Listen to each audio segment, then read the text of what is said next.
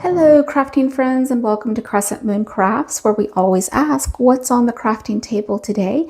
Today we have a beautiful handmade St. Patrick's Day card with a quilled motif on front and a cute little sentiment inside.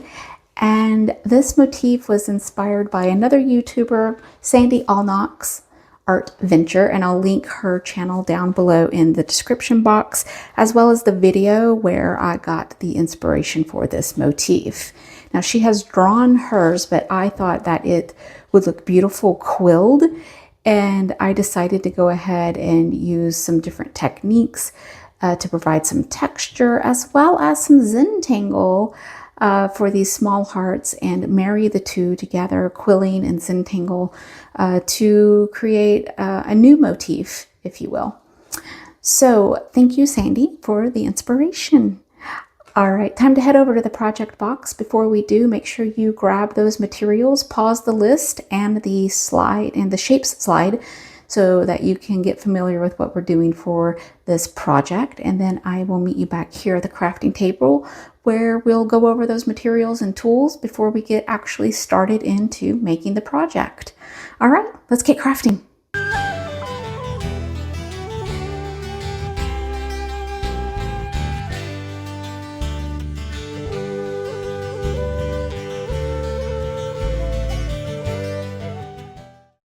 Okay, welcome to the project box where we're going to go over the materials and the tools list needed to make this shamrock card, just to make sure we're all on the same page.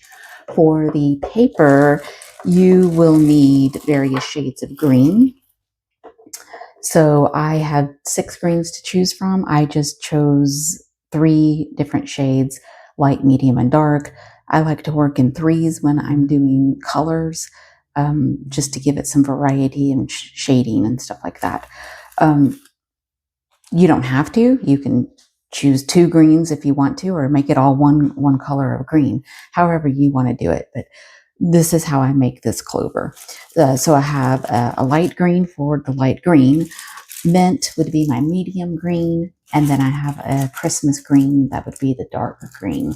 So 3 different shades of green there. I also have the workspace. It's a scrap piece of cardstock that is measured out to that center square. Well, it's 2.5 by 2.5, but we're going to work inside of that 2.5 inch square.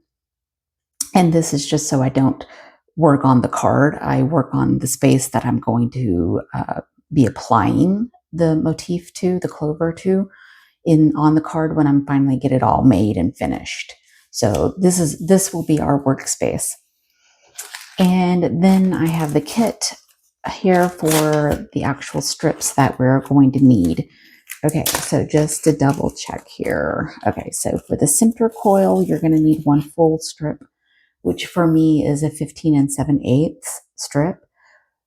This is just how it comes out of the package. That's the full length. So I don't measure it or anything. I just take it out of the package, and that's the length, standard length that it comes with. For the, these are for the inside of the large heart. So these are 7.5 inch strips of light green, and these will be coiled into the beehive pattern, and I will show you that as well, how to do that if you don't know how to do that. If you're advanced and watching this, then I'm pretty sure you know how to do that already. But I will teach you if you are a beginner. And then for the, what is this one? I'm just trying to look and see what these are. Oh, these are marquees. So this is 5.5 inch strips, and you'll need 4 of those in I chose dark color for this. So 4 of those. Then for the outside borders of the heart, and I'll get to what I mean by outside borders in a minute. Okay, you're going to need 2.5 inch strips times 4. So that'll be for the outside border of those large hearts. And then you're going to need quite a lot of strips here. They'll come out static. 1 inch strips in a medium color. You need 16 of these. Well, you can't see them. You'll need 16 of those. in a medium color, 1-inch strips. These are both for the accent coils and the small hearts. Moving those out of the way, let's go over the tools. So you will probably need a ruler to measure out some strips if you don't have a mat that you're using to measure out strips. Something kind of new for my videos, at least, that I'm using is a board, shape board, and it's got a cork board on the side. This is to pin our shapes, so we'll be using primarily this number 20 heart. And then for the cork board, you're going to need some straight pins as well. So whatever straight pins you have, if you're a sewer or a quilter, you probably already have some of these on hand. So you just need a few of those. 5 or 6 will probably do. Then the standard tools for this project: needle tool, tweezers, little angled tweezers, quilling tool for coiling, scissors, and then for the card itself, I'm going to accent it in a gold and a metallic green gel pen. But I do have my glue press that I always use, and my different types of glue. I might not use this one, but I'm kind of digging this Elmer's Craft Bond dry glue. So I probably will be using that. And then I have a cup here that has a damp paper towel, some Q-tips, one dry end, one damp end on the Q-tips, and then a paintbrush that you don't mind getting glue on. I'll be using this on that large heart in the beehive technique, and I'll show you why we need this eventually. All right, I believe that is all of the tools and the paper and the glue, everything that we'll need to start making this shamrock card. Okay, to make the large heart, we're going to take that 2.5-inch strip in light green and use our needle tool to soften the paper, which will kind of curl it into a half circle here. And then we're going to place it into the size 20 heart. And we're just gonna shape it around inside. So try to get it in there like that. I don't know if you can even, it's hard to see. So get it in there like that. And you can see here, the reason I did 2.5-inch is because I wanted a little overlap here at the end to create a little tag to glue on the back side here. So I'm going to go ahead and just kind of mark with my tweezers where that tag would fold over and pop it out, and then just bend it over like that. And then I'm going to glue those two ends together like that. Okay. Then we're just going to stick it back into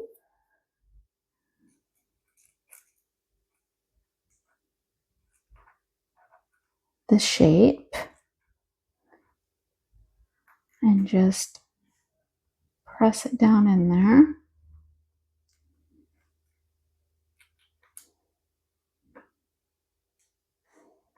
And you're going to have to work with it some, that's fine.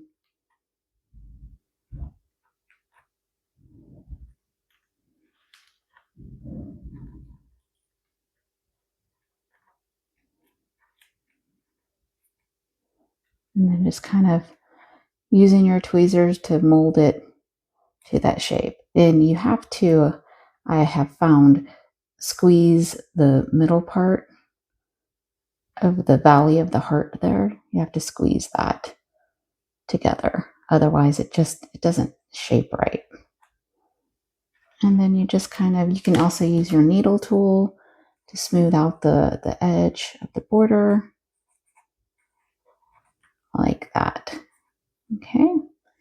So when all is said and done, you should have a heart. Okay, but we're going to leave it in there. So put it back in there. You don't take yours out.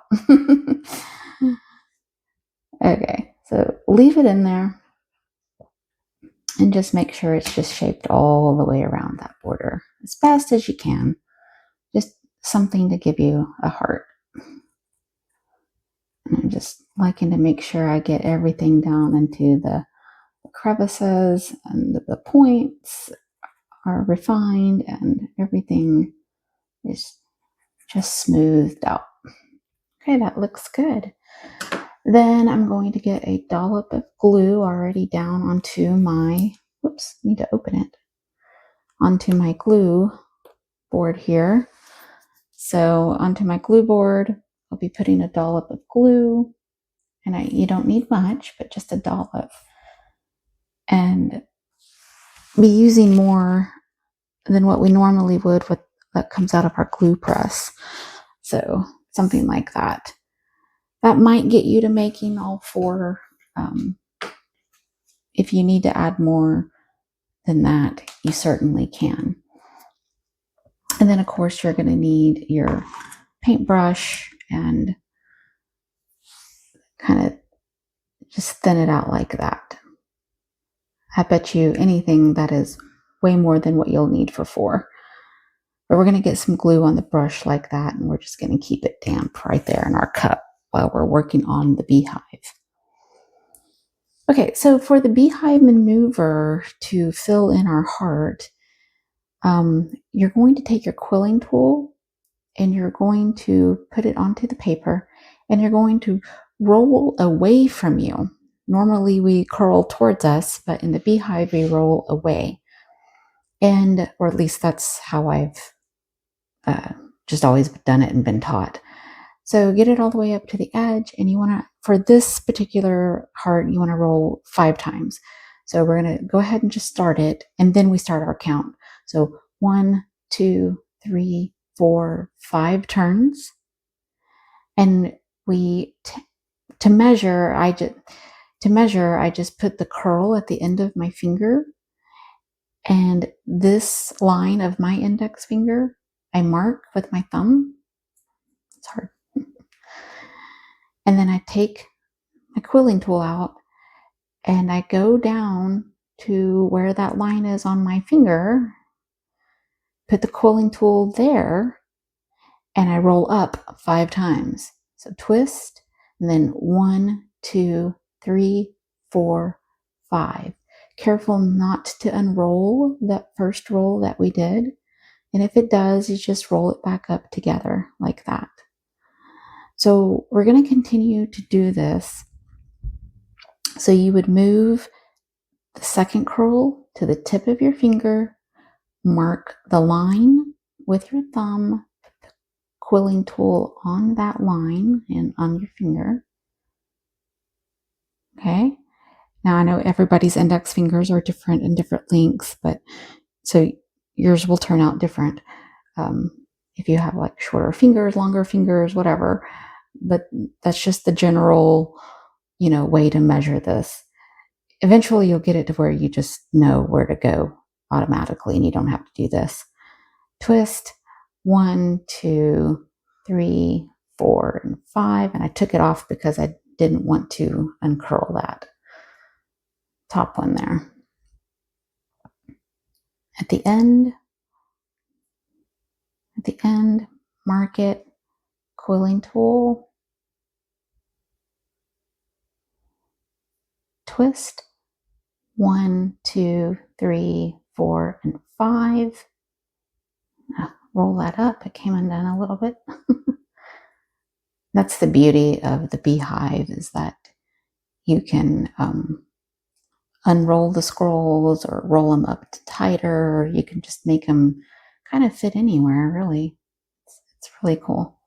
All right. Tip of the finger, quilling tool, twist, and then 1, 2, 3, 4, and 5. And then you can see here we have this little tag left over. I usually just go ahead and cut that off. Okay, so we are going to be left with a strip that looks like that. and that's called the beehive. And not entirely sure why it's called the beehive. I'm assuming just because it has the, the little holes, the hexagonal holes that a beehive makes to store the little honey. Maybe, I don't know. I haven't researched any of that. If you know, drop a comment. Let me know the origin of the name of beehive cooling strip, because I would be interested to know. Of course, I could just Google it myself, but I always forget. So somebody needs to remind me down there. All right, then we're going to take this. I'm going to zoom in a bit so you can see that size 20 heart. And I try to organically put this into the heart, but it always just looks like I'm stuffing it in there. But I just try to see kind of where organically these curls are going to lie. And it looks like I kind of got it. Oops, that's okay. I'm just going to stuff it back in there. Okay, and then take this here and put it in there. Yours may look different, and that's okay. That's fine. Okay, so yeah, so you just place them in there like so, and it should look like that. All right. Now what we're going to do is we're going to take our paintbrush, and with the little bit of the glue on it, it still should be damp because we had it down there on the paper towel. You don't want it too wet because we're dealing with paper here, but we're going to go ahead and just brush that glue on top.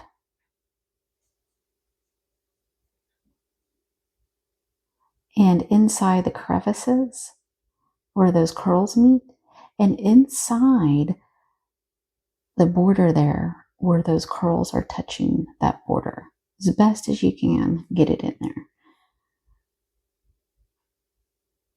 Never thought you'd be painting with glue, did you? So just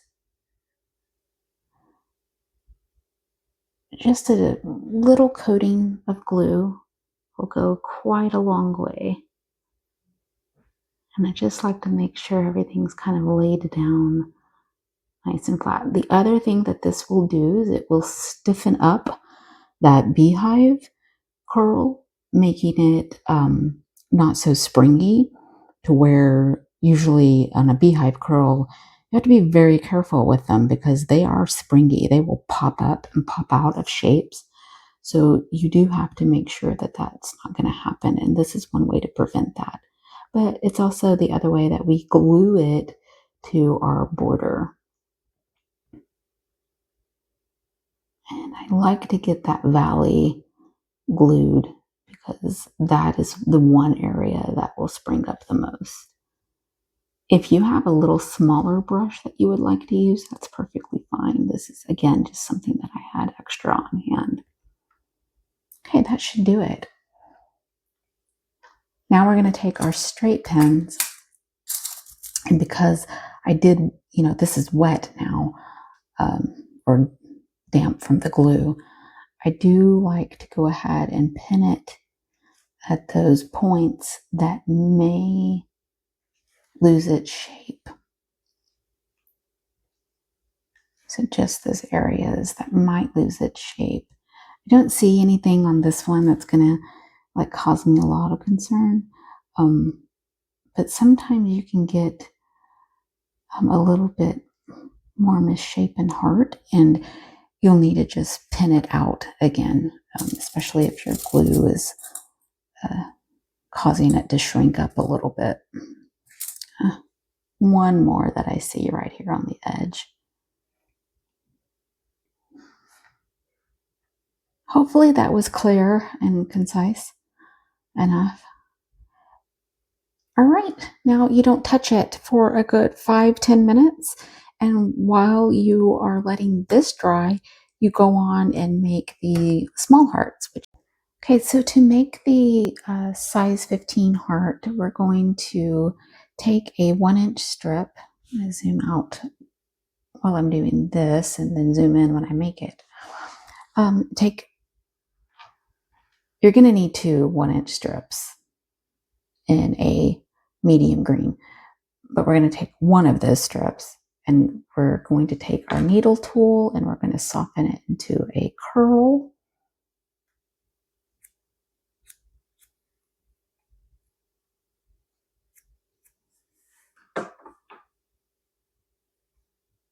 And we're just going to make what's known as an open teardrop, which is basically just closing those 2 ends together and making an open teardrop.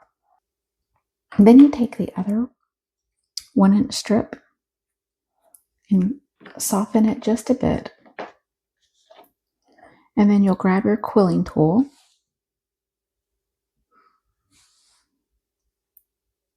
and you're going to want to make a scroll that goes about 1/4 of the way down the strip. So not too far. So how many turns is that? So 1, 2, 3. Yeah, 3 or 4. Take that off and then use your needle tool, or you can just use your finger. It's just so small. If you have nails, you can just do that.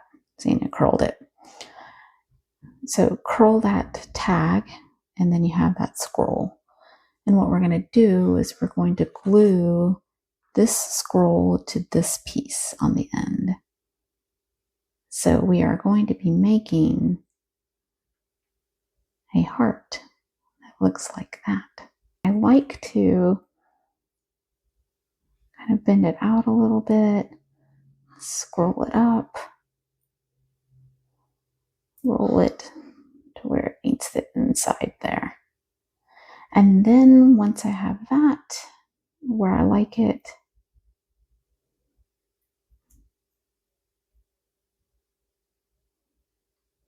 I will glue the scroll to the open teardrop. Just glue it together and hold it there. You can also use your tweezers to kind of press the 2 together and wait. So the heart should look something like that when you're done. If you don't like this tag at the end, you can just simply trim it, which I don't because it tends to get in the way. So you can just trim the end of it. Like so.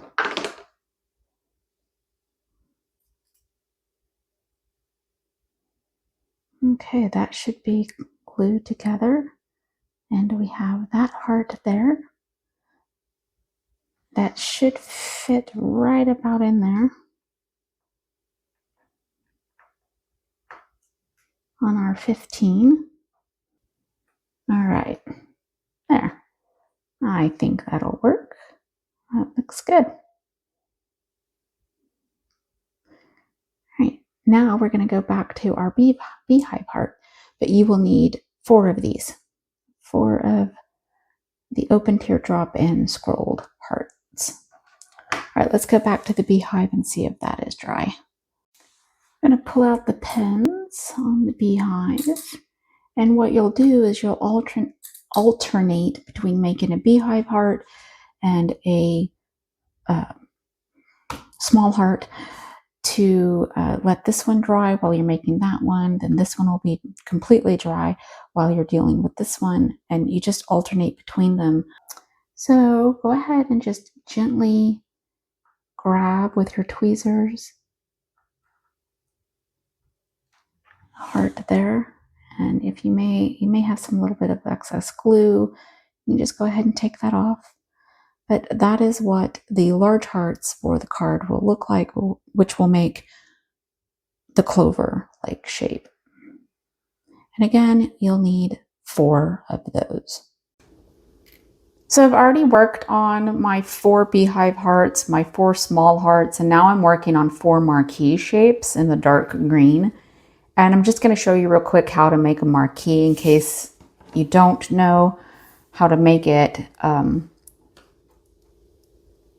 So you get your 5.5-inch strip, and we want 1/2-inch marquees. So a 5.5-inch strip will make a 1/2-inch length marquee. And our quilling tool is going to go on the paper and roll it up all the way to the end. Like so. Pop it off. And then we're going to loosen it up into a loose coil all the way out. And then we're going to take that tab and glue it to the side of the coil. Then to make the marquee shape, we are going to take both ends of the coil and squeeze to 2 points. And you want to try your best to keep that centered coil in the middle. So you can either squeeze at the same time, but if your paper is giving you a little bit of problems, you can hold that coil, squeeze 1 point, and then hold the other side and squeeze that point out to where you have something that looks kind of like an eye in the middle there, like that. So there's 4 of those that we're going to need. And then you are also going to need the accent coils. So I've gone ahead and started making those as well. I don't know how many I've made.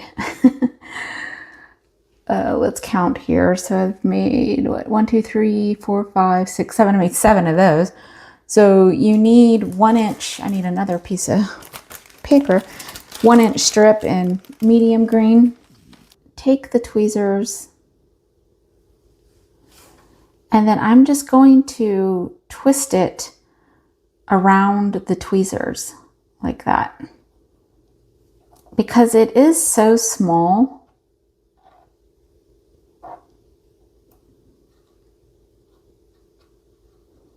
the quilling tool leaves like a really gaping hole,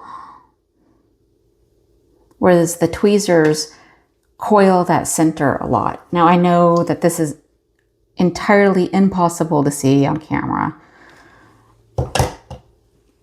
but you just put a little bit of glue and roll it up with your fingers.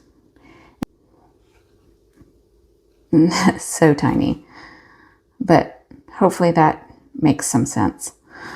So then I've gone ahead and taken that strip, full length strip, and made a tight coil out of the dark green. We can go ahead and start assembling, but first let's talk a little bit about the card. I had the Cricut machine go ahead and draw out the square that we'll be gluing our quilled motif onto, and the sentiment Happy St. Patrick's Day. And I had it use the black glitter pen to draw the front of the card. And then I had it draw the inside in just the plain black ink. The border, the clover border, and great friends are like 4-leaf clovers, lucky and hard to find, with room enough down at the bottom to sign your name or to put a note. And then of course the other side is going to be completely blank on the inside, so that if you are sending it to a friend, you can have room to write a letter. I will include the SVG files for the front of the card and the inside of the card for those of you who have Cricut and want to just use this as your design template. Here is the front of the card and how it printed out. And we're going to glue our clover here. And then the inside, great friends are like 4-leaf clovers, lucky and hard to find, with the clover border here. Now, I don't have fancy Cricut colored pens yet. So for now, I'm going to just color it in myself. I'm going to use my gold glitter pen, and I thought it would be nice to go ahead and fill in this square with gold glitter pen.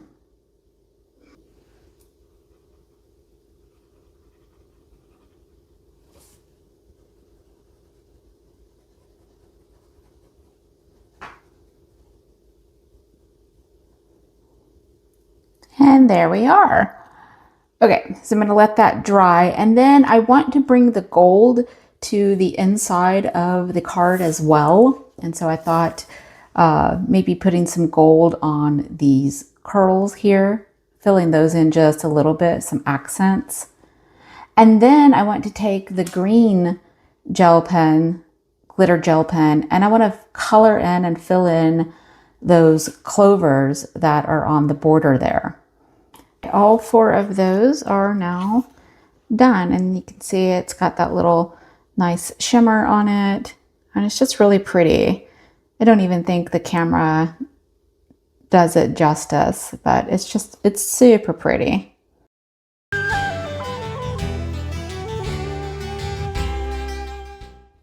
All right, so I've gone ahead and marked the center of the square from the inside line. Turned out to be about 1 1/8 is what it turned out to be. So top and bottom, side to side, 1 1/8 turned out to be the center of this square here. So I've put down some glue here, and I'm gonna just spread that out and thin it out with my paintbrush. Just so I can have a clear, thin area of glue. And the excess here will be on the paintbrush, and that's fine. We want it to be as thin as possible. Okay, then we're just gonna put that back into our damp paper towel. Okay, so I'm gonna go ahead and put this coil down on the center, and we're gonna work out from there. So grabbing the coil piece that we did, I'm going to tap it into that thin line of glue. Maybe have to swirl it around to get enough on there, like that.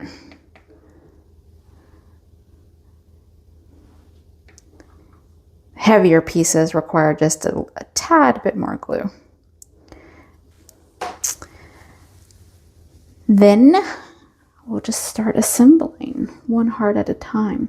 And the reason you like to have this thin layer of glue is because when you're doing pieces like this, when you go to press the piece into the glue, you're trying to avoid that edge of glue that comes up on the side, which will happen. And so I don't know if you can see the imprint there. That's all you need. You just need that little imprint. You just need to imprint it onto the glue. If you start like dabbing and doing that, and you have a thick layer of glue, all of that glue is going to shoot up over onto the sides of your shape and your piece, and that's what we're trying to avoid. We don't want that. We just want enough on the bottom to tack it down. And I'm just looking here to see if I do. See, it's that thin that you actually have to look and see if you have enough. Okay, so we're just going to lay that down on the top of the coil there.